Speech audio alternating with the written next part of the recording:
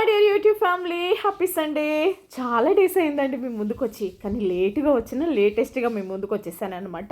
అందరు పాల తాలికలు చేసుకున్నారు కదా, నేను బెల్లం తాలికలతో మీ ముందుకు వచ్చేసానండి. ఏ ఫెస్టివల్ అయినా సరే ఆ ఫెస్టివల్కి సంబంధించిన వంట అయితే తప్పకుండా ఉంటుందండి మన ఇంట్లో. ఎందుకంటే అందరూ చేసుకుంటూ ఉంటుంటే మనం ఎందుకు చేసుకోకూడదని ప్రతి పండుగను సెలబ్రేట్ చేసుకుంటాను అనమాట. అది హిందూ అయినా, క్రిస్టియన్ అయినా, ముస్లిం అయినా.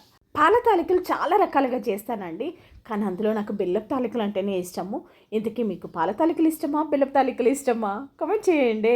నేను వచ్చేసి ఒక్కొక్కటి ఒక్కోలా చేస్తా అని చెప్పా కదా. ఈరోజు మాత్రం పెసరపప్పు వేసానండి. అది కుక్ అయిన తర్వాత బెల్లం వేసి, తర్వాత వచ్చేసి మనం చుట్టుకున్న తాలికలు వేసేసి, అవి కూడా కుక్ అయిన తర్వాత ఫైనల్గా కొబ్బరి తురుము అలాగే ఇలా చేసేసి, అలాగే మనం ఉంచుకున్న కొంచెం పిండి ఉంటుంది కదా, ఆ పిండి ముద్దలో కొంచెం వాటర్ వేసేసా అంటే ఇలా చిక్కదనం కోసం వాటర్ని వేసేసామా.